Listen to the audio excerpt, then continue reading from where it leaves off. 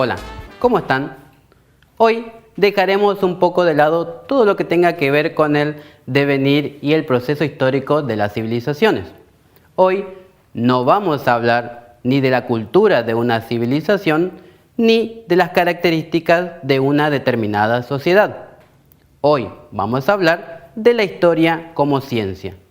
Hablaremos de sus herramientas, sus métodos, desde cuándo comienza a ser una ciencia y por qué es importante para nuestra sociedad. Muchos de nosotros nos hemos preguntado por lo menos alguna vez ¿para qué sirve la historia? ¿O qué es la historia? ¿Cuántos de nosotros, muchas veces por cumplir una determinada tarea, se ha encontrado con un montón de datos históricos y terminar en definitiva preguntándose de qué sirve saber tanto de historia?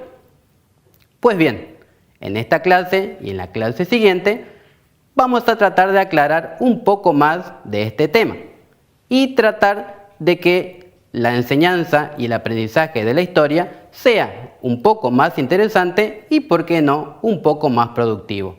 Acompáñenme.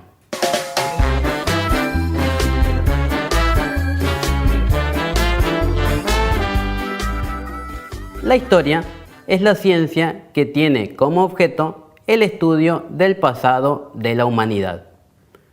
Como una ciencia social, tiene sus propios métodos de investigación, o sea, sus herramientas, su forma de encarar los temas.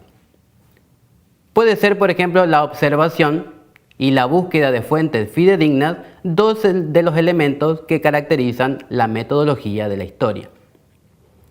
Pero también se denomina historia al proceso histórico que comienza desde los inicios de la escritura hasta nuestros días.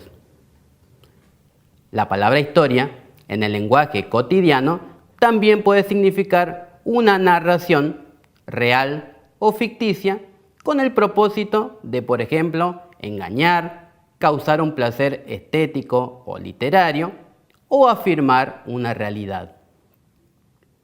Por el contrario, el propósito de la ciencia histórica es la fijación de los hechos y la interpretación objetiva de esos hechos.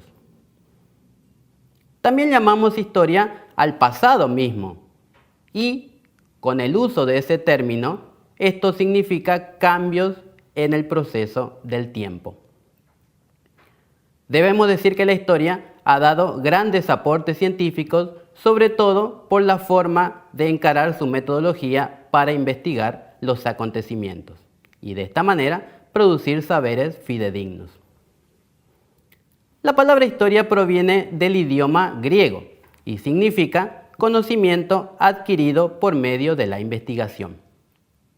Se lo va a considerar al griego Heródoto como el padre de la historia, porque él fue el primero que en el siglo V a.C.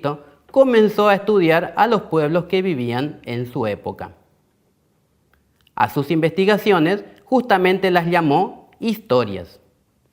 Sin embargo, estos relatos no fueron frutos de la imaginación, sino que se basó en dos herramientas que todavía siguen utilizando los historiadores: la entrevista y la visita de los lugares donde se produjeron los hechos históricos.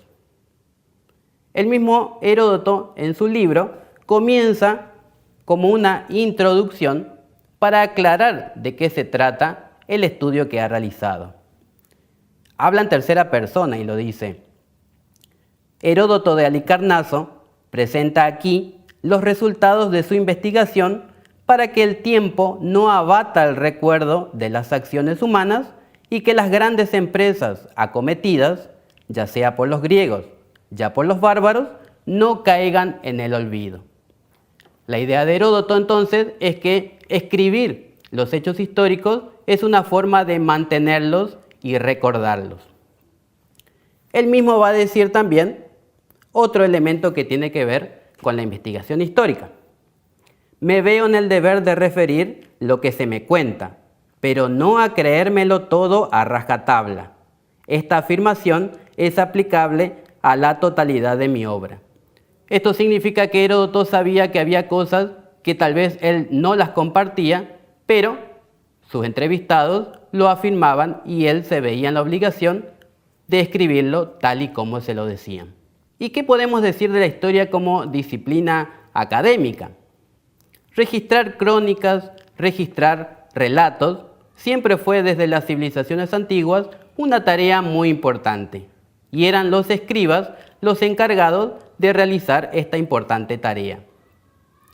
Hoy en día, la enseñanza de la historia, sobre todo en los colegios secundarios, es fundamental, es muy importante, sobre todo porque ayuda en la construcción de la identidad nacional. En la escuela se considera a la historia como acontecimientos que sucedieron en el pasado que sirven para explicar acontecimientos posteriores. Estos hechos son hechos trascendentes, pero sin embargo, aquí la palabra trascendencia tiene mucho que ver con el punto de vista que le dé el historiador, ya que un historiador puede considerar trascendente a un hecho militar, a un hecho económico o a un hecho social.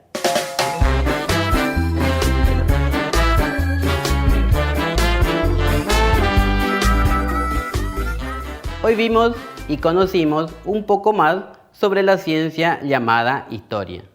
Vimos el origen del término, por qué Heródoto es considerado el padre de la historia y cuál es la diferencia entre la historia como ciencia y la historia que se dicta en las escuelas. Queda esclarecer una pregunta importante. ¿Para qué sirve la historia? Una primera explicación puede ser que sirve para entender los hechos del pasado y de esta manera poder explicar los hechos del presente. Por lo tanto, de esta manera, definir acciones a futuro.